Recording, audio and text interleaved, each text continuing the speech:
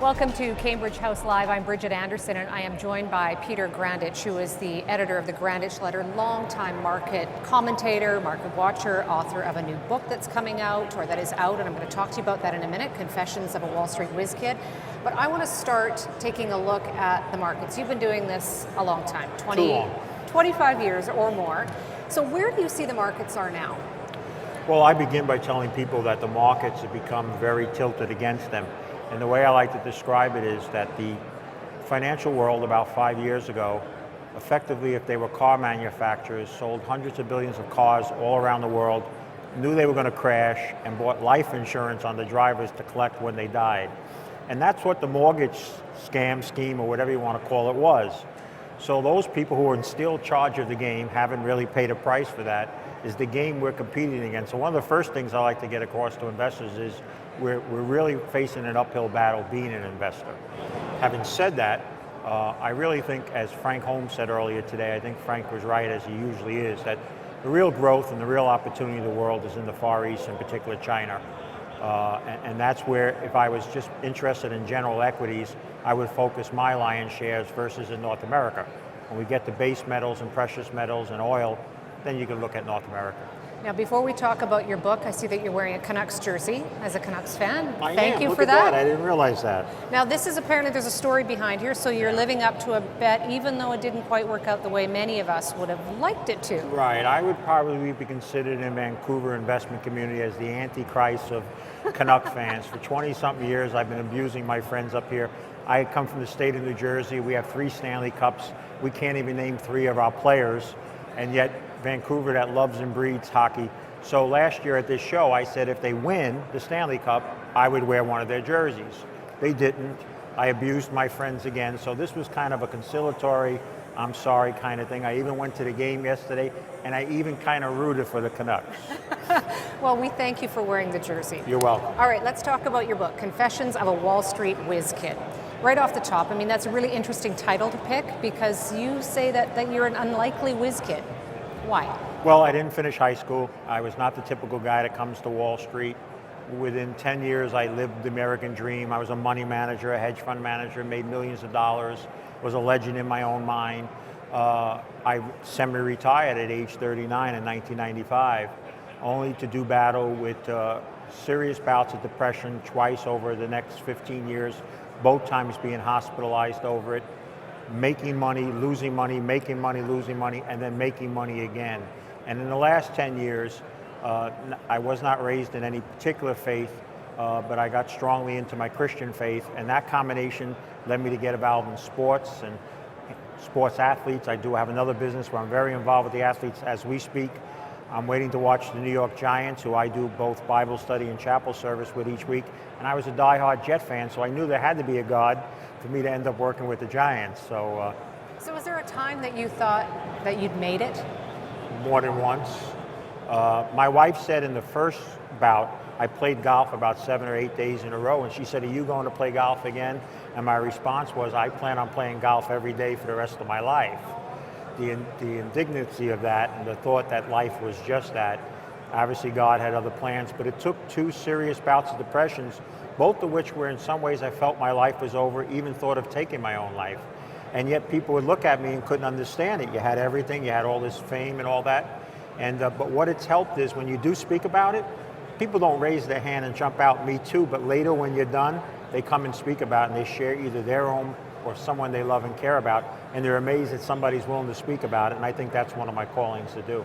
Given the ups and downs then that you have seen in your career and your personal life, what would you say have been the biggest learnings?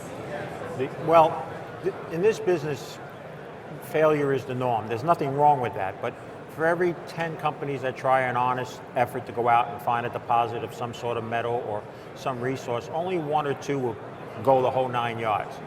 And so one of the things I think that I've discovered is that failure is not bad, even in life in general. And some of the greatest success stories had a lot of failures in them. What I just think is, like many companies here, is you just got to keep on trying. You can't give up. It's the giving up and throwing in the towel, or developing an anger and being mad against the world as if somehow you've been unfairly treated. Perhaps that's one of the best things I've learned in all of this. So how do you evaluate some of these companies then with the kind of knowledge and experience that you have? One thing I'll say that I think some people make a mistake on, this is a very vanilla industry in that it's not like retailing or technology where it's ever evolving. If you have a shopping center, it's not going to look the same 2 years from now. You got to change. This is fairly simplistic. So it really comes down to the people running it, and since most of these people aren't making money, they have to raise money, it's the people who are most efficient and effective to dilute the less. And it comes down to management. Management is the first and most important decision I have, even when I'm engaged by a company. If they don't have the management, there isn't enough money or opportunity they can give me that can convince me to go work for them. So we start at management in this business. What do you think has been the biggest change in the Vancouver junior mining sector over the last, say, decade or so? Just look around. Yeah. I mean, this is an amazing, and what I find most interesting today of all days is when we were here 10 years ago, they all had, like I did, a lot of gray hair. Now we're seeing a lot younger people, we're seeing a more diverse portfolio, we're seeing financial people who don't normally play the resource sector are here and seeking interest. So I think that's the biggest positive. The negative is, because over-regulation, because what's happened in the past, a lot of these companies aren't allowed to, in a sense, promote when all they have at the moment is sizzle. There's nothing wrong with sizzle if that's all you have, but the regulatory people want them to make sizzle into steak, and you can't. So one of the difficulties they have, and that's one of the reasons they're here, is to find potential investors and all. It's more of a challenge now than it was 10 or 15 years ago. And in part, is that because of the downturn that we saw? I mean, you warned about this back in '07, I think. So do you think it's as bad as it's going to get? Have we seen the worst?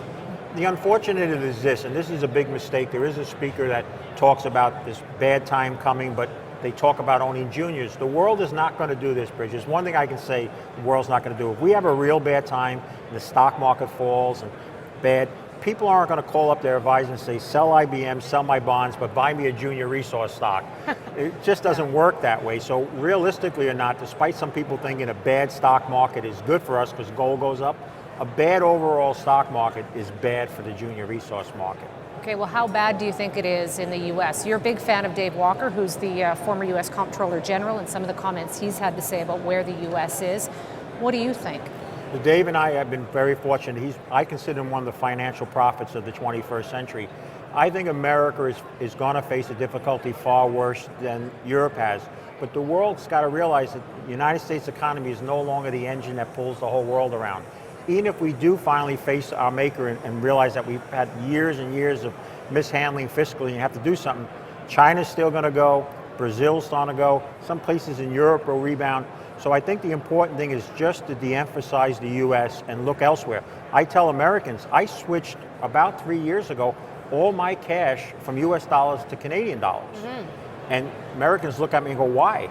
Because I feel much safer being in a Canadian financial institution right now than an American institution. And given that you've switched to Canadian dollars, you must feel that gold's pretty safe too. Yes, and who knows, with this I might even switch to a Western Canada hockey team before it's all said and done. Okay, well, speaking of bets and speaking of gold, you know what I'm going to ask you, because you did make that bet that gold was going to go to 2,000 an ounce before it went to 1,000. And you were trying to get Dennis Gartman online with that. He wasn't going to bite. Tell me where things are at now, and what do you think about where gold's going? In fairness to Dennis, I know there's some people, because he's really a trader, so he goes from being bullish and bearish, but he really acted with class and really high grade, so I don't consider him part of the Three Stooges of my original. But one party in particular, look, there's nothing wrong with being wrong. I can write a book about being wrong, okay? I'm not upset about somebody being wrong. It's the indecency of continuously to try to change the future, the lies about what you actually said versus what was said, and then never willing to step up. If it was $1 to get the person convinced, I'd bet $1. But they don't want to step up. And somebody said to me today a good point. They said, as long as that person's saying that anyway, I have comfort in my own position, so I'm going to take that and act with that. I don't think the party would ever step up anyway, but if it was a matter of how much I was willing to risk, that was the number. And where do you think, how far is it going to go, gold? We're in the mother of all global markets. I used to say that my friends like Bill Murphy and Jim Turk, who threw out numbers like 5,000, probably a year or two ago, I said, guys, I love you. I think you're way out of line. I don't think they're way out of line anymore. I even think my target of 2350, perhaps this time next year, I might have to put a 3 in front of it. I really think we've seen the worst of this correction. Gold's going to go make a new high this year. And then if certain things happen in America and we continue not to face up to our fiscal problems and the dollar starts to really tank, then the Jim Turks and the Bill Murphys and all could be very much right. Lots to watch. Peter, thank you very much for joining us. Thank you. Appreciate it. God bless.